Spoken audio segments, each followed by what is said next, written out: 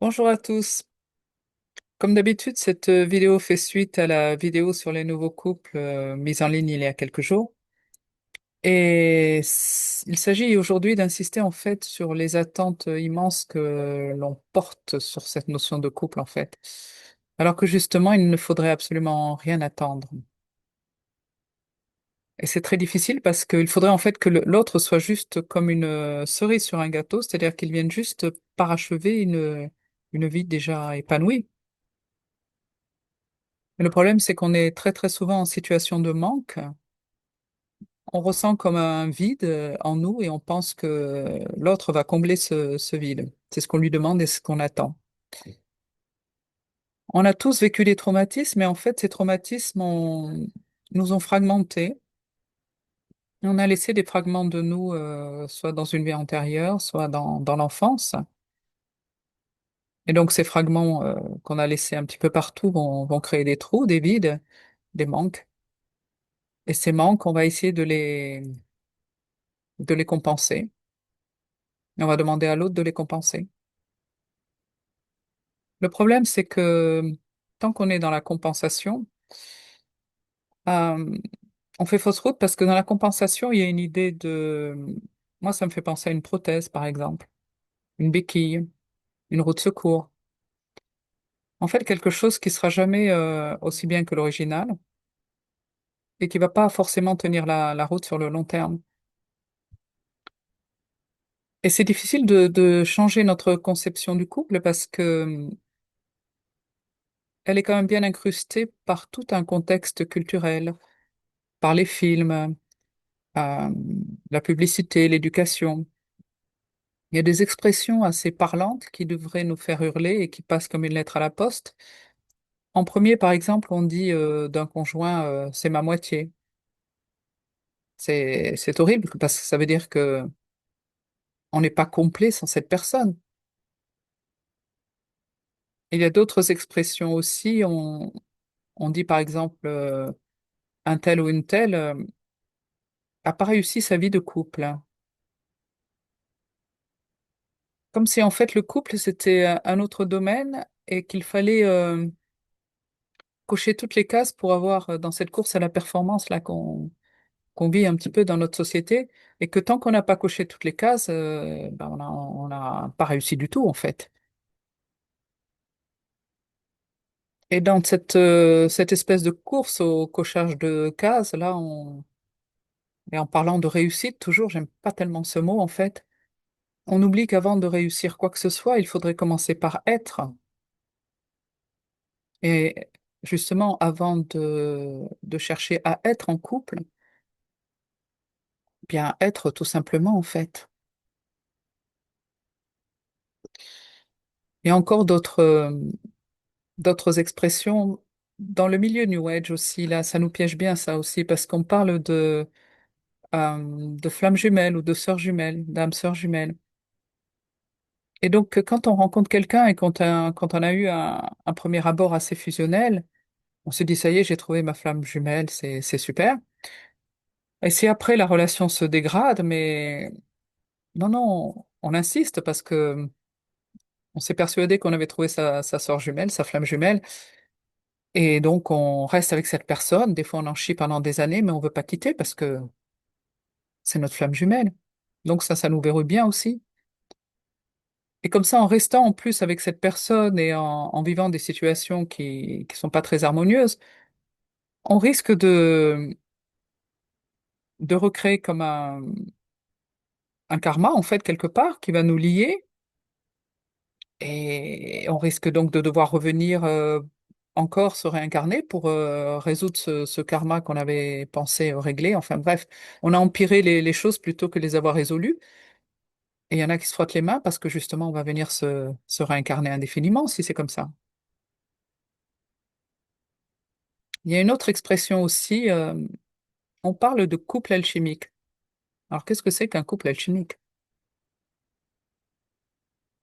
En fait, c'est l'alchimie ou l'union de, par exemple, du masculin sacré, du féminin sacré. Ok, mais est-ce qu'en fait cette union, cette fusion, il faudrait pas d'abord la réaliser en soi, réaliser d'abord en soi l'union du féminin et du masculin sacré, puisqu'on porte tous ces deux pôles. Réaliser en soi l'union du yin et du yang.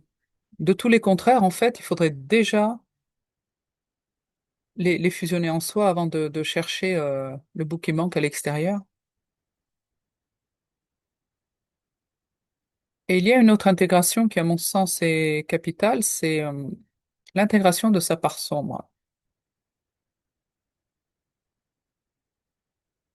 Parce que cette part sombre, si on refuse de la voir, si on la nie, si on refuse de la reconnaître, eh bien, elle va ruer dans les brancards.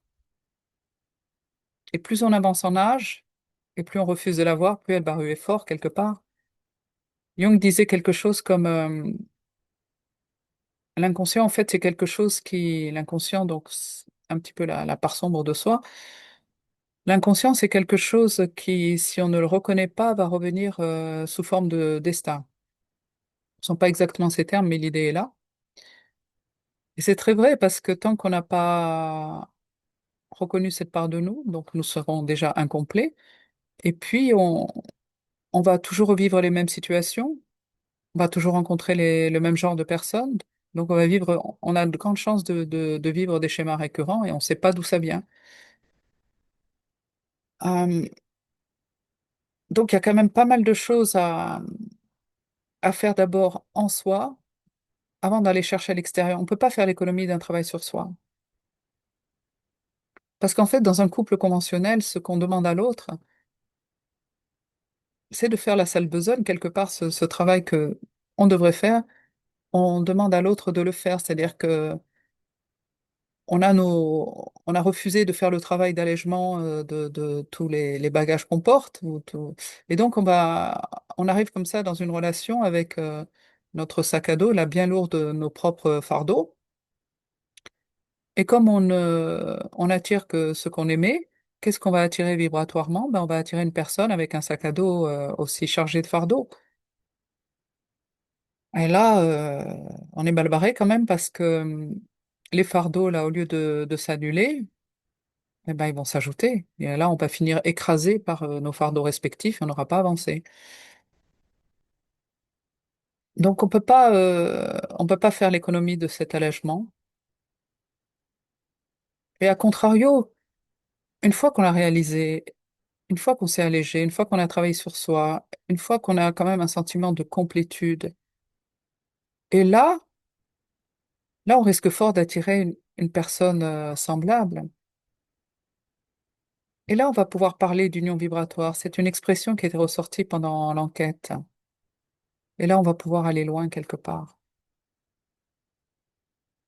Parce qu'en fait, c'est comme si chacun, on avait réussi d'abord à émettre notre propre chant, qui est déjà harmonieux. Et là, alors, ce chant, il va pouvoir se combiner, j'allais dire s'harmoniser avec un autre chant. Et ça va pas faire une cacophonie, ça va faire une harmonie, justement. Parce qu'en fait, on prend toujours les choses à l'envers.